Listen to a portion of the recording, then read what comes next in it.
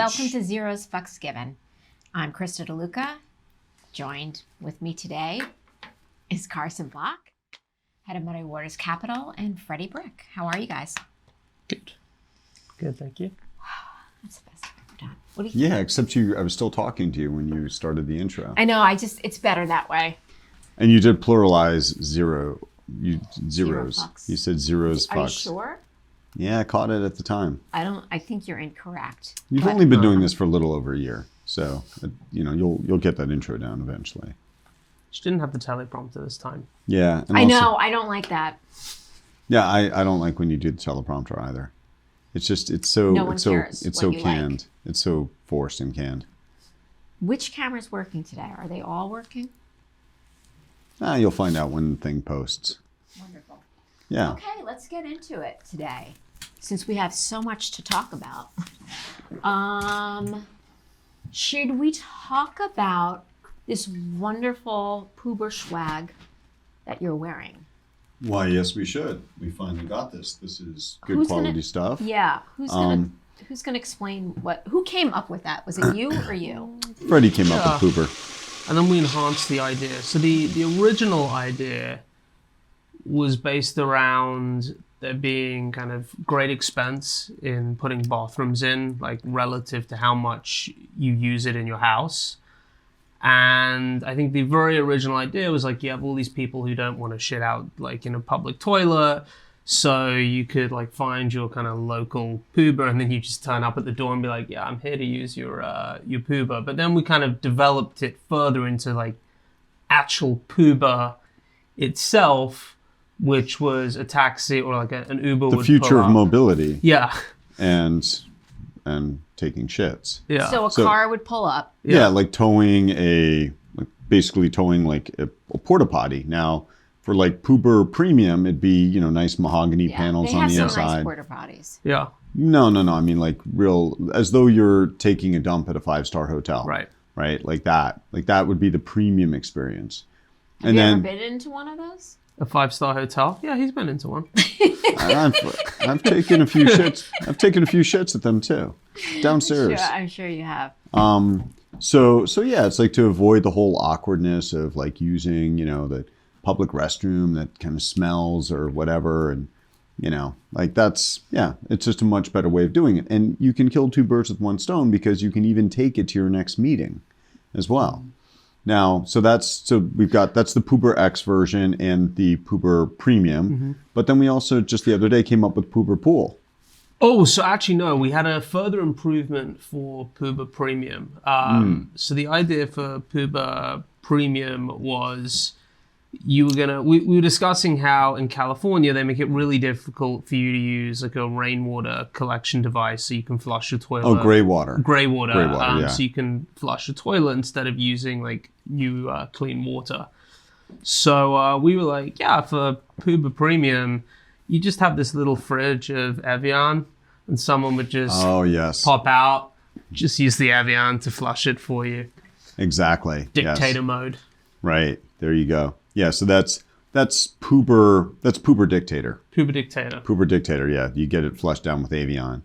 So then Poober Pool, you're probably thinking, what, two people in the same porta potty? No. Like, that would be gross. That would be gross. Unless Poober you're going for the, I guess this wouldn't be the Mile High Club, it'd be the Mile Long Club. But Poober Pool, like there's a market for people who are like have a fetish of shit, right? Yeah. So basically, if you're willing to take a dump with like a glass-lined bottom of the toilet while somebody's riding underneath the glass looking up, it's just like Uber Pool, but with feces. Now the best part of that is SoftBank were one of the largest backers of the original Uber, and my understanding of this particular fetish is it is quite popular in Japan. I'm sure also Germany. Germany, yes. But they are not prolific in the way given. that Master-san is. So we think we've got a pretty good chance of getting a Poober Pool trial at some point this summer in Japan. Yeah, well, I think now that we have the gear, right? And I mean, we talked about this before, like a few years ago, how we really want to start putting together like slide decks for businesses like these and like sending them to SoftBank and see if we could actually get meetings and shit.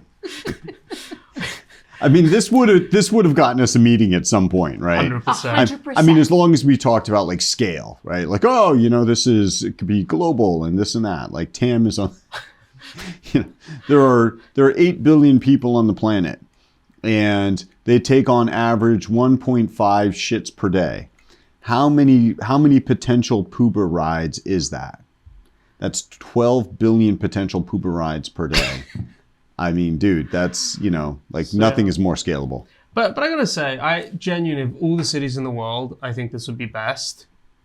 I think New York City. It's like New York City, you're going around, you're doing like a bunch of LP meetings. You're like rush from place to place. It's nowhere nice to go and take a shit. I feel like probably most of those 5-star hotels, probably 50% of the use case for them is people just walking in to take a shit between meetings. Oh, totally. Because you don't want to just like pitch you don't want to pitch somebody and be like, oh, can I use your restroom? And then you're in there like taking a shit when they come out, like they're going to the bathroom to take a piss. It's like just awkward. And you definitely don't want to take a shit before you pitch them. Right. Because, then you're thinking they might be thinking about you taking a shit, like, did you wash your hands and, all that stuff. So, especially when you go to pitch guys now, like you have to take fucking COVID tests in the lobby of some of these places. So like it's a thing. So like Poober, definitely if you're out there trying to raise money, I mean, it would be an essential element. I mean, it's like, you need PowerPoint and you need Poober if you want to raise money. You heard it here, folks. All right. So what's this next item? Sneer burger. Close. This next item... Shabbat burger. This next item is very, very important. This might be the most pure form of alpha known to market. So many years ago, there was a fund manager called Neil Woodford, and he was a phenomenal... Cue the funeral music. He was a phenomenal contra indicator. Now, for those of you who don't know, contra indicator is someone who is reliably always wrong. Okay? So Neil Woodford was this pretty well-known English fund manager who kind of pivoted from dividendy, boring stuff into biotech. And I think everything he touched in biotech was like a total fucking laughable sham.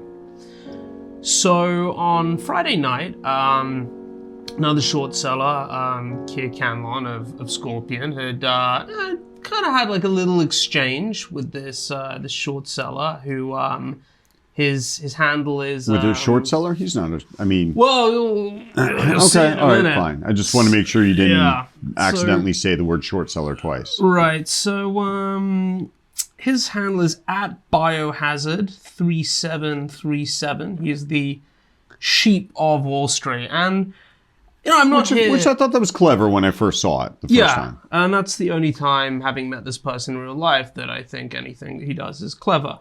But this is not personal. This is about alpha, boys and girls, okay? So if we just look at some choice tweets, there is one from the 6th of October. I'm a former short seller, so that's a contra indicator. So 6th of October, 2022. 2021. 2021, okay. I'm a former short seller, but it's really hard to respect the work of Scorpion. I'll spare you dissecting the full report. I'll just focus on the first few slides, which are usually the best material a short report was able to uncover. At the core of the report is the fact that a historically large share of the company's revenue has been from related parties. That is a well-known fact and central to the company's business model. Now, the inside baseball is this guy was actually long, and I think he got long when the thing was private. This was a Cathy Wood, I can't remember which SPAC promoter took it public, but she bought it. But there's also, I think like Viking was in this thing, Viking was in this, yeah. Pre-IPO. And it was like all these Viking-funded companies that were its entire source of revenue. So it's basically just like round-tripping revenue. We're not going to dissect the entire short report. Stock price on the day of the tweet, 10.59. Stock price today at filming, $1.33. Ooh, Oops. that's more than 90%. But what's more troubling to me is when it comes to European IPOs. Now, some people might think that it's douchey to tweet about the cars you own. We covered that fairly extensively the other week with Mr. Fraser Paring. But I want to point people to... No. Cars you rent are not the same as cars you own. That's very fair. That's fair. So here we are. This was from December 5th, 22. My 22 Turbo S has been on a lot for 2.5 months now. The dealership made professional photos now. The luxury car market has imploded. 4 months ago, there was literally no Porsche inventory anywhere. So knowing that, why would you have tweeted a few months earlier, I'm shorting this Porsche IPO. The stock will likely never trade here again after the banks stop supporting it. So that was on September 30th when the stock was at 82 and 26 euro cents. Today the stock is at 115.3. I think generally speaking you're hard pushed to find stocks that are up that much during that period of time. Now, Great alpha. it's great alpha. And again, that's the point I'm making. This is not personal. It's about the alpha. So this further extends to his ability to find interesting funds. Read this and the SEC complaint. Emerging hedge fund, EIA, exposed as a total Ponzi. Having spoken to Andrew and some other people working for him on multiple occasions, I'm truly shocked. So stay the fuck away from any funds he thinks are interesting. But this would not be complete were it for the fact that he has actually taken his hand at being a public company CEO for a little bit of time. Now, we have the misfortune of owning this stock. It's the only IPO stock we have ever bought. So, is this piece of total fucking shit. So if you are watching this and you're looking at IPOs, the question asking yourself in things that are structurally designed to go up, are we investing in it or is he the CEO? So I think we got in at the IPO price of 7. And I think the stock, when it does trade, which is usually 8 shares, and sometimes I wish it was more so we could get out. It's I think we've had a standing sell order for 8 months. Yeah, sometimes you might be like, oh, Freddy, the stock's trading. I'm like, wow, great, let's sell some. So anyway, Biohazard, if you are watching this or someone... Well, hang on. So I want to point out, though, because... there was a little exchange this past Friday, yes, right, between Keir and Biohazard, where Keir, I think, pointed out some of the extreme prescience of his previous pronouncements. And anyway, the whole Nebulo thing came up, the company that he was CEO of. And Biohazard said, hey, I paid myself minimum wage, okay? I paid myself $7.15 an hour. I'm like, well, it's kind of funny, because that was about the IPO price, what we paid. Did you adjust your hourly wage down as the stock went into the fucking toilet? That, I'm really, point. Yeah, I'd love an answer on that. I mean, I suspect not. 3 still being larger than the number of press releases that they issued since the company went public, I think. Is that serious? Maybe slightly more. It might be slightly. It's definitely not 7. And the reality is, it seems like they actually have a real drug. I know. That's the worst part but about it's no press releases. Yeah. This dude we're just talking about was always out there. Those tweets about here, Scorpion Capital and DNA. He was doing that while he was CEO of the company. Right. And he never, ever fucking tweeted about the company. It was the most annoying. I mean, so if people want to understand why the vitriol here, it's because he always fucked around on Twitter talking about other companies, and I think almost never tweeted about his own company. Meanwhile, we're all sitting there stuck in this complete piece of shit IPO, which is like one of the only IPOs that like sucked absolute turkey fucking ass during that period of time, right? Like I think it went public in 2019. Like how the fuck do we lose money on that? I think we might have gone public in like I don't know. It went public in a point where it was impossible for your stock not to go up. Right, everything was going up, right? Like, you know. So yeah. Anyway, Yeah. I mean, part of it might be like, well, we're not the contra indicators. We're just the indicators, right? So if we're in something, it's going down no matter what. So Yeah, just that's true. except We're in directionally- mining, That's true. we're good on that shit. Anthony's gonna make us beep that bit out. Damn it, self-promotion. Hey, Anthony, if you're thinking about that, just remember Cuppy's GC, okay? You got to look over your shoulder there. So, from us being trapped in an IPO, Krista, what have we got next? I mean, do you want to go in order, or do you want to talk about Mark Mobius You're the point guard here. Yeah. You and make his the money dish. being trapped in China? You're the one who came. You wanted to talk about it, so What did I want to say about it? I don't know. You just sent that to me. Nah, it was funny. Mark Mobius gave this interview in which he said that because he was trading the local market as in China, which that's what this guy does. He trades a lot of obscure markets, although the mainland market's not nearly as obscure as it once was. But yeah, he said that he was trying to get his cash, the collateral out of HSBC, and they were basically making it impossible to do that. Oh, that's so funny. Yeah. Now, I think the latest update is after he gave the interview, I think he's been able to get the cash out. As long as he comes and gets it personally.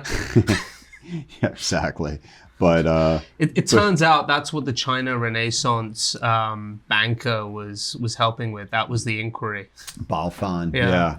Yeah. So just another signpost that, like, why the fuck, aren't there lots of better places to put your money than mainland China, Vietnam? To be fair, Mobius's problem is so elevated compared to most fund managers who have gone invested there and they've just like cleaned them out without even the semblance of like, oh, my money's stuck. It's like, nah, we just took it. So, anyways, well, that did kind of remind me of the scam with the porcelain antiquities, right? Where banks would fund people to go and Right, there was a program where banks were supposed to make these non-recourse loans to people who were buying Chinese antiquities from overseas and repatriating them to China. And so, of course, it took like 2 seconds for a bunch of princelings to figure out this scam of they would basically get these fake antiquities that were just being pumped out of some factory in like southern China, and borrow all this money claiming that this is a real antiquity, and again it's non-recourse, so then they would just like stiff the bank on the loan and the bank repossesses the collateral, some like knockoff fucking Ming vase or something. So yeah, that one was, I mean, that must have been intended from the get-go to be like another like a self-enrichment scheme for the princelings. No, actually, though, we should not have gone in order, though, because I think if we go back onto the Schneeberger biohazard, great investors of our time theme, and I say that sarcastically, Mark Mobius would be considered a great investor in emerging frontier markets. But so to go from that to, come on.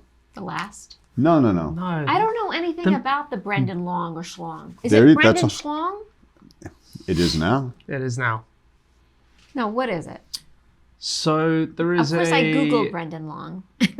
Wait, did you Google Brendan Long or Brendan Schlong? No, Long. Okay.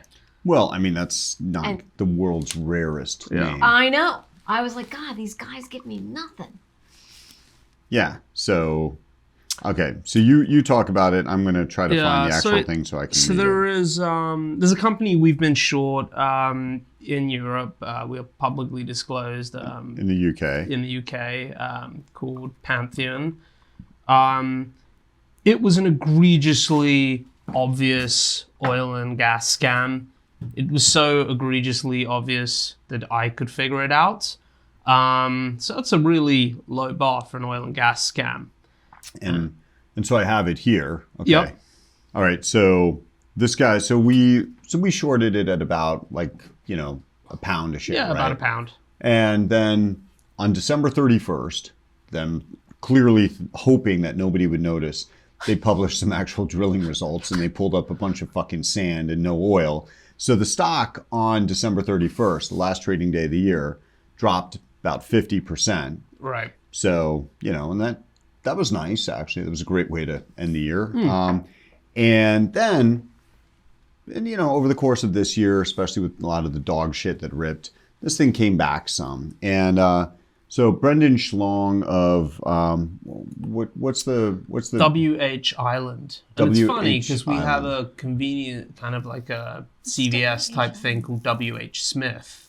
So it's the only thing I can think of with WH at the start. I actually just imagine like Brendan behind the equivalent of like what year. They have them at the airport as well. And I think this might be a good career for Brendan after. But anyway, he put out this research note, right? Right. So he so in this research note from just a couple weeks ago, wrote, financial media has reported Pantheon Resources has been shorted by Muddy Waters. We believe that as a rule, shorting early stage exploration and appraisal stocks is a fool's endeavor and not something that is often done by investors with experience in the sector. Admittedly, most U.S. oil and gas investors have really had limited recent exposure to old-fashioned oil and gas companies, as they have been preoccupied with the shale oil boom. It will be interesting to see how this evolves. Spoiler alert, it evolved very well for us. We would definitely sleep better at night being long Pantheon and accepting the inherent uncertainty of early-stage appraisal projects than having a short position on the name. Pantheon Resources undeniably has some of the best early-stage appraisal assets to emerge out of North America in recent decades. I mean, so basically, then some more results came out. This is a Tuesday. Some more results came out yesterday. So yesterday the stock closed down 40%, and today it closed down another 20%. Brendan Schlong, I don't know what to say. I mean, are you really sure you would have rather been on the long side of this one? And like P.S., like we closed out, like today, and it's not, the thing probably goes to zero at some point. It's not that they need to raise it's not that we don't think that. Yeah, they need to raise a bunch of capital to keep pulling sand up. But the thing is, I mean, like, good chance we re-enter because the people, I mean, we never talked about the stock publicly before. Like, this is the first any comment that we're making at all. And as soon as we were publicly disclosed in the UK, it's like on Twitter, just all these tinfoil hat, like, idiots just go nuts. And so anyway, this probably exemplifies like the current thinking of this crew here. So this guy tweeted earlier today, my silence yesterday on arguably disappointing news,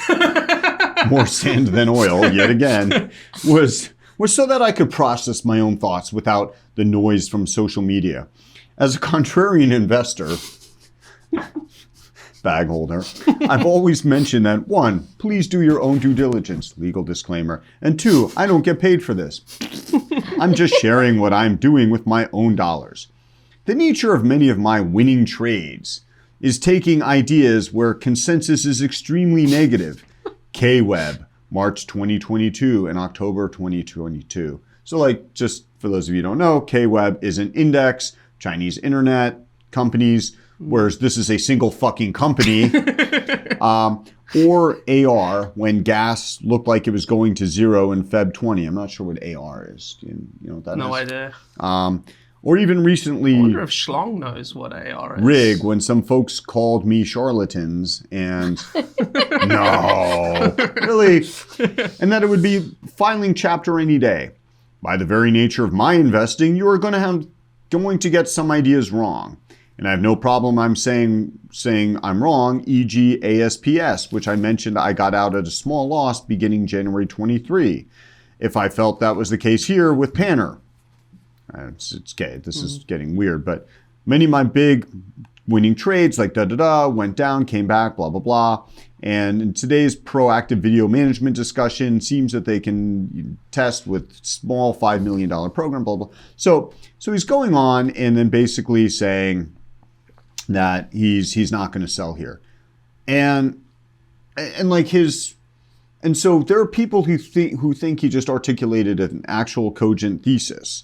And it's kind of crazy, like some of the replies. So yeah, thank you for sharing and always keeping it classy. Let's see. First of all, I really appreciate that you took your time to update your perspective. I mean, I was surprised to see how many people came out of the woodworks to dunk on you. Nobody has a 100% batting average, and Panner needs to be put in context with your other trades. I mean, there's just so many. There's just so many about this whole thing. There's so many who just come out and like pat this dude on the back, and he has said absolutely nothing of substance other than he claims to have gotten like K-Web right, and I mean, dude, it's just. But you know who got this call right? Like, it's just really painful. right. Besides us. Yeah, it's actually, to be fair, like John Hampton had been yes, tweeting Hampton, about this thing. Yeah, Hampton was in there like trolling back at this guy. Trolling back, it was really funny. And I got handed to the management. I mean, they dumped about £5 million worth of stock, or maybe it was dollars, just a few short weeks before the December 31st puke. So I'm sure that was with absolutely no visibility into what they would be saying on December 31st. Yeah. So anyway, Brendan, I did see you studied oil and gas at UT. So if you're coming back to alma mater, yeah, and you'd like just the crash course in how not to be long frauds in oil and gas because it's so fucking obvious, I can probably help you. So that's cool, like, because often with really, really sharp sell-side analysts like that who, try to dunk on us, we often send them post-facto, like a holiday present. Mm-hmm. It's usually a dildo. Sometimes it's painted gold if they're gold analysts. But, in this case, I'm thinking like a dildo, we roll around in Elmer's glue and then roll around in sand. Nice idea. But he can come here and pick it up. Like, we don't even have to figure out where to send it to him. Because that's been one of the hard things in the work from home environment. Is like, are these guys really getting the dildos and things like that? The look on their face. We just don't. Yeah. So we're Brendan, missing out. Please let us know. Like, when you're back here for a game or something like that. And yeah, like, show up. We'll give you, the dildo. Some sandpaper. Yeah. The Brandon Schlong Award for outstanding contribution to resource equity research. Yeah, exactly. So, well done. Yeah, absolutely. Cool. Okay. What's up next, Krista? Should we talk about porn bombing? No, it was supposed to be Fed Kardashians. Okay, Fed Kardashians, but people are not going to know what that means. Well, that's like you kind of teeing this up for me to, explain it. Too late. Oh, I fucked it up. Yeah, dude, that's you've taken all the fun out of this one. Sorry. Well, on our last edition, we were, one of the topics you read off the board was, will the Fed just STIFU? STFU, shut the fuck up. Was that the last one? Yeah, the STIFU episode. Yes, the STIFU, which was also AI Shabbat with Al Shabaab episode. So thanks for bringing that up. I mean, yeah. I've been trying to forget it. And yet you leave your glasses on the table there. You're not wearing them now. So anyway, I was bitching about these assholes at the Fed, right? And how they all want to be influencers now, like they're a Kardashian, and they want to get out there and move markets. And just today, right? This is Tuesday. Powell testified at Congress. To be fair, he does have to testify. But this is something where Greenspan, like they always talk about, inscrutable as always. Greenspan gave his congressional testimony. Because he was wearing Depends. Look, man, the old way of the Fed, if they're going to raise 75 bips, then let them raise 75 bips and the market adjusts afterwards. Instead, he's saying, well, maybe we'll raise 75 bips and maybe, we'll have to make the pace of hikes faster. And, what is the fucking point of saying that now? Yeah. Because the next asshole is going to come out, within 2 days and be like, well, I think we should only do 25 bips. Yeah, but and the market's going to go the other way. Then, that'll be okay. So basically this has become, so I mean, one of the things that just in finance has burned my ass for some years is the reality, and I think I said this on the last episode, that the most important part of equities, of running equity money, has been guessing what the government will do, right? Like guessing what the Fed will do. So when you're guessing what the government's going to do, like it's not a market. Okay, so we've had that element, but now we have this, like all of these Fed governors and trying to basically become these Kardashian type influencers and competing to whipsaw markets. And so that's what I was pointing out on the last episode. And I'm, like, shut the fuck up. Well, somebody actually figured out how to make it happen. And it was brilliant. So one of the governors, he's not on the Open Markets Committee, but he was supposed to give a speech, I think, last Thursday. And it was over Zoom. And it was to some like mid-sized banking association. And they had to cancel his speech because somebody got access to the Zoom and started showing porn. There was over like 200 participants. Yeah, and they had to cancel the guy's speech so he couldn't fuck the markets up because there was some porn going on. No, you know what I think really happened? I don't think it was someone got in and hacked. I think it was someone from the SEC got on, and because how during the financial crisis, turns out they were watching so much porn. This is like the closest thing we've had to financial crisis, because like equity markets had a down year last year. They're in like deep financial crisis mode. He forgot he was screen sharing and he just got all the porn blaring in the background. So I think it was just the SEC logging in. Yeah, that's true. And like the, Mosaic browser from 1998 probably doesn't have, the SEC is still running, I'm sure, probably doesn't have like those, anti-porn tools or anything like that. So yeah, it definitely could be SEC. Or like it probably is somebody at the Fed. I mean, do you think it's not easy now. Do you think all of this spankers going? Wait a minute. What's not easy now? I meant like to watch porn, and not that I watch porn. Oh, let me go. Wait, no, I'm just saying, like, when I have to even like buy one of our like, great gifts that we give out, and like I can't even buy a dildo. Amazon and get it is those. so hard. You have no idea. So actually, like, to go to these websites now. I'm not kidding. So I was at this event. Do you know what I'm talking about? I was at this event last week. And there's a guy there. It was like, There was a guy there? Look out. It's a really serious guy. It was like Freddy's version of middle-aged, right? Let's say that Freddy is age. We'll discuss that in a minute. Okay, I'll have to remove the poober here if you really want to get in that. So, yeah, we have to. So anyway, this guy, very, very, very famous last name. If you know anything about finance, you'd have known this guy's name, right? So anyway, and he's married to a very famous heiress who's like, a smoke show. So at this thing, he just starts talking about hotel heiress. Maybe she's a smoke show. So anyway, he starts talking about why you need to get Oculus because it's great for porn, especially fetish porn.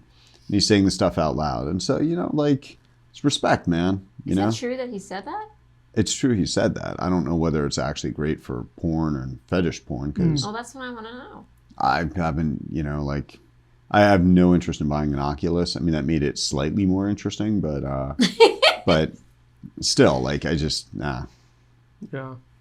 I'd be afraid that if I left the Oculus around, my kids would not watch the porn, but instead they'd play video games and ruin their lives. Yeah. Well, speaking of which, you did listen to one interesting talk on the topic of social media, and I thought that the question you were asking, the guy's response was actually pretty interesting. Okay, yeah, so that's a good point. So somebody gets up there, this was at the event that you went to. So at the event, okay. He's as respected a VC as there are, OG kind of guy. Like all these other billionaire VC guys. Do you know him, or are you just listening to him? No, I was just listening to him. Look up to him. Yeah. So he's been early in so many trends, including social media.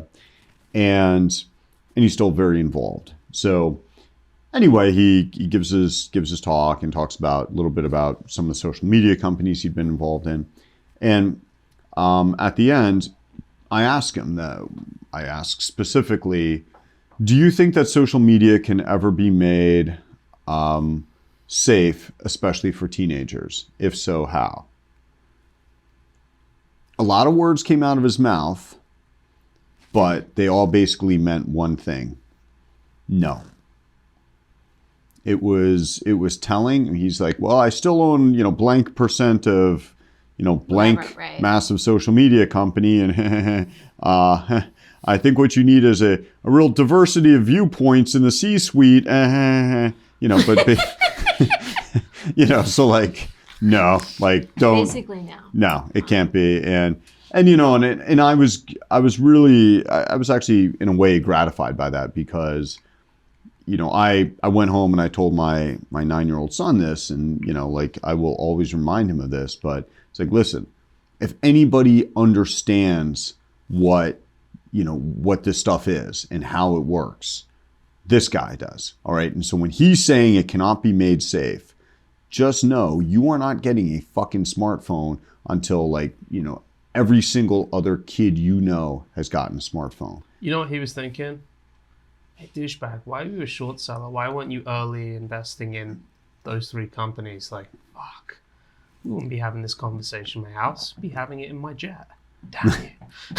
That's Do you true, know yeah. how evil this shit is? Why aren't you long all of it? God. Yeah, no, that's very true. Yeah. Anyways, more progress has been made at MW this week, right, Krista? We're constantly improving. We're constantly evolving, testing out new technologies. Are you talking about progress regarding the recharge at MWC or? Yes. Okay. Yeah. So fill me in a little bit because I don't know what's the progress. What's been? So it turns out that the thing I went to the other week, where I just had my photo taken, was actually my whole driving test. Honestly, I think the guy was like, this guy is that fucking handsome. We need to get this guy on the road. I mean, it's the accent, God. right? Yeah. Oh my God. Look at him. He looks like he can drive. He looks like fucking, need to get him on the road. Hopefully he's got a convertible and you can get the wind through his hair. I have no. My wife messaged me. She's like, "Oh, your driver's license turned What do you up." think would happen if you drove in a convertible with the top down? That hair. If you don't have the wind protector thing, I think it'll go. I don't even really. I guess it. Oh, he has. It must go forward and What's that? It's this high. Oh. I Would mean, you be like a sheepdog and barely able to see, or? It's a good question. Possibly. But I'm confused because I thought you told us last time you were getting your permit. Which that's what I thought. It was just for young boys. That is what I thought. Teens. And a driver's license. That turn and up. Confession. Yeah. So in the words of Borat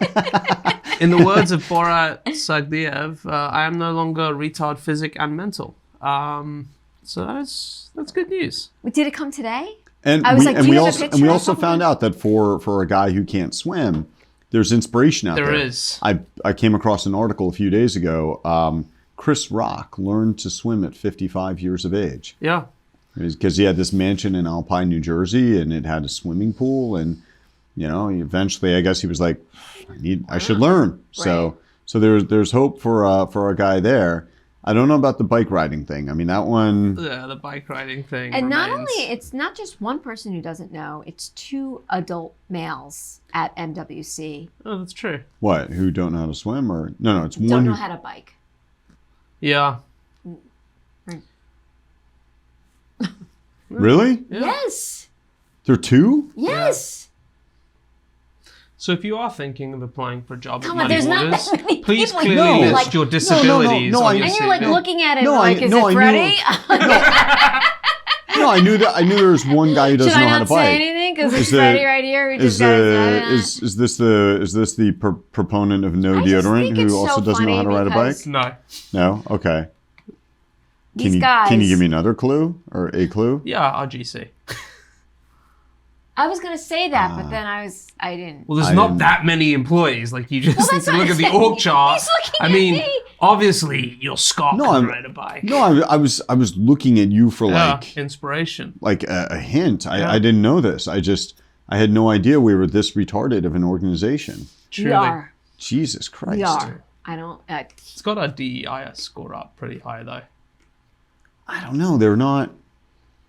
Like we need to convince like ESG minded allocators that these are important ESG categories too. Like hiring people who couldn't get to work if they were required to ride a bike or swim, things like that. Yeah. Anyways. Yeah. Yeah. Wow. That's unbelievable. Yes, it's been good. So you've been clutching this. Clutching this fine book because I've never seen it before. And do you want to talk to me about this a little bit, or our viewers? I mean, you know this who is- Ali G is, right? Yeah, but when did you get this book? We ordered that in the Borat book a few months ago, but it just got kind of buried under. I really under love shit. the I images. never knew that this existed, and I think what's great about Oh, really? this- I thought you so got I this know for him. I knew No. about the Ali G No, book, but I thought you got but I this. never knew about the Borat book, because what I love is in the context of all these novels that are being reprinted in like woke fashion, and by the way, like the most recent James Bond was so like contorted to be woke, it was just painful to watch. Yeah. So So it's only- good they killed him off at the end as a result. Right, exactly. Like, I'm kind of looking forward to the woke version of Mein Kampf being out soon. I mean, it's serious. It's just gotten like ridiculous.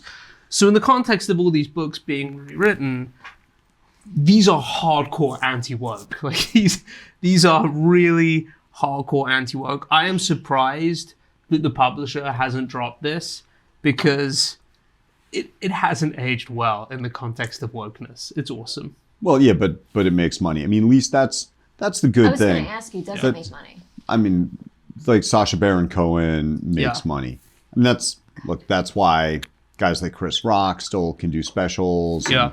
et cetera, because they make money. I mean, if they weren't big money makers, then, everybody would cower before the woke mobs. Actually, I found out something really interesting. I became a decent bit wiser about this whole woke thing last week. So I've been listening to this new podcast series. They just released episode 4. It's called The Witch Trials of J.K. Rowling. And it's about how J.K. Rowling, who at one time, I mean, she was literally an abused wife. She had been on welfare as a single mother after leaving her abusive husband. And, and she basically had to, like, the crazy thing was she'd started writing the manuscript for Harry Potter before she met this guy. And so she was still working on it, as they're dating and during the marriage. And, so And then she met her husband. well, she met her husband when she took a job as a teacher in Spain. She got pregnant unintentionally, and this guy pressured her into marriage. And he became very controlling and then actually physically abusive. And so he locked the manuscript up when he felt like when he got the inkling that she might try to leave. So she ended up figuring out like how to access it. And so she would take a few pages at a time to her job and photocopy them, and then put them back. Like that's how she made sure that she had a backup of this manuscript so that she could leave this guy in Spain and return to the UK, to which, like I said, she returned, on welfare as a single mother.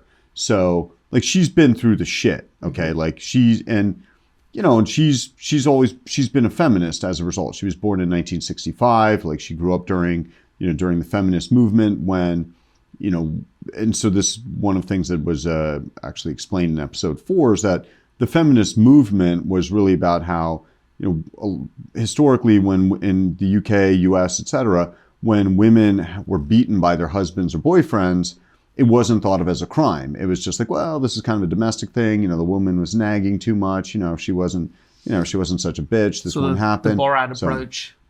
Right. So this is what shaped her. So she's always been an activist. And when she, like the whole Harry Potter thing is about kids who, feel like they're bullied, they're outsiders. And and they find something great within themselves and can achieve greatness. So it's very inspirational. And so she has been held up as this like kind of icon or this, this by the left until a couple of years ago. Yeah, I don't even know what's the witch hunt. So what happened a couple of years ago was she tweeted, and I think she said publicly that biological sex, biological sex matters. That you might identify as a woman or man, but biologically, you are what you're born or how you're born. And so immediately, the masses turn on her. And so what I learned, and this is a very interesting series to listen to just in general, but in episode 3, it goes through the history of how this like really toxic culture, the cultures, let's call it the activist left and just the shitbag right, how they came to be. And so if you go back before 2010, the activist left, all this stuff was on Tumblr. And so the way that it was explained in this episode 3 is that Tumblr was this younger crowd, and people, would kind of live these fantasy personas on Tumblr where, where they would say that they're an animal or something like that. And it was like a very niche kind of, it was a very niche kind of, audience for that. And meanwhile, on the right, you had 4chan, and like these dudes are just fucking this is like the angry incel crowd, like that, that a lot of them turn into school shooters and shit. And so anyway, when what caused this to bleed over, and what was kind of ironic, J.K. Rowling talked about how even before that, in like the early aughts, she decided, like she set up a pseudonymous personality, and she went into some of these like Harry Potter forums, and like, so she's not saying like I'm J.K. Rowling. Right. And she's like, she would, when there were these discussions and she'd make these comments, and like people would turn on her and bully her fucking hard. You obviously know nothing about the books, da da da da da. And so she was just like, wow, like online really enables people to be just super nasty. And, in this bullying that she's thinking to herself at the time, like this is completely antithetical to the themes of Harry Potter, like the acceptance and inclusion. So she, whatever. So like this is something that she'd realized in the early aughts. And anyway, so then you get this Tumblr culture. Actually, this is post GFC. But I guess what happened that caused Tumblr culture to bleed over was somebody started either on Tumblr or website, something called Your Fave is Problematic. So the word problematic had been big on Tumblr culture, like all these people like saying this is problematic, that's problematic. But again, it was like 50,000 people kind of paying attention to this. But Your Fave is Problematic was basically the woman who set this up. She'd look at something that like a celebrity was into, like Leonardo DiCaprio, with like young women or something like that, and call them out. And why, if he was dating someone over the age of 25, he'd be called out, and he'd be like, shit, I'm being called out by the time, but exactly. So anyway, this is when it became just really mainstream, like Twitter, like that kind of, mixed with the Twitter crowds. And then all of a sudden this whole, you get this social currency for shouting down people who are into something or espouse something that's quote problematic. And that's how that apparently grew. And then, you just had the 4chan shit growing, and obviously, the Trump years really uncorked, more of that as well.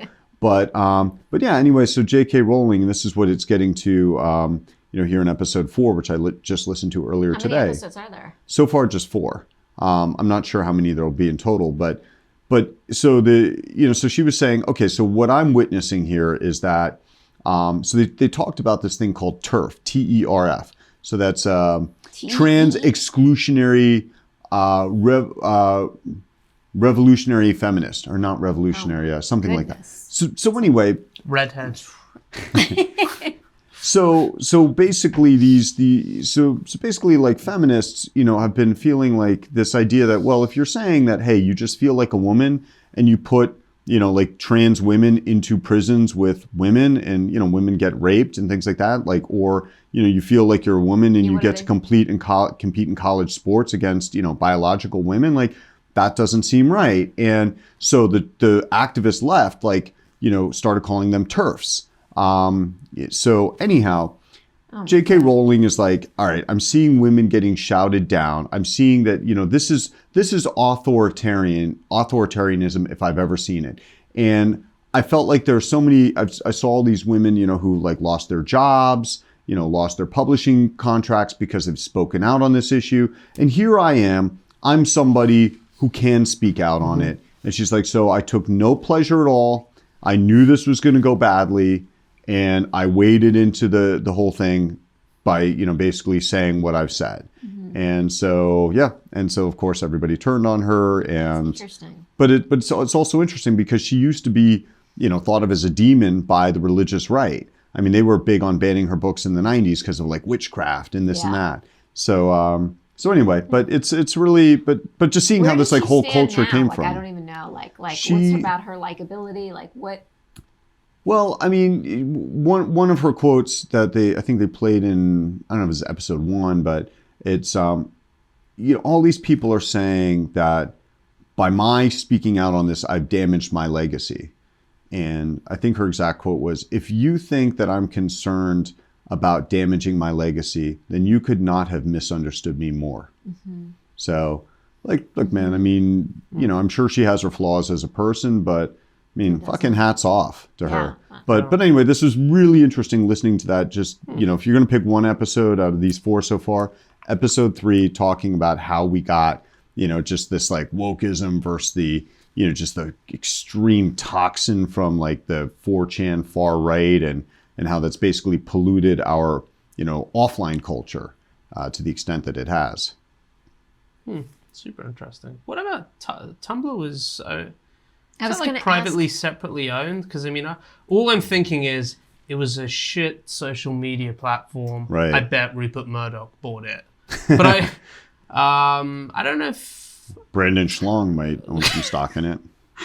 Tumblr, whatever happened? No, I really feel like it was bought by Rupert Murdoch. It's the sort of thing he would do. Right, like bundle it with MySpace for the killer app. Anyways. Cool. Well, That's it. It's a good note to end on. Signing off. All right. What? Anyway, nothing. Nothing. You're not quite at the bottom of the glass. Let's get there and then do it. Thanks for joining us today. Thank you.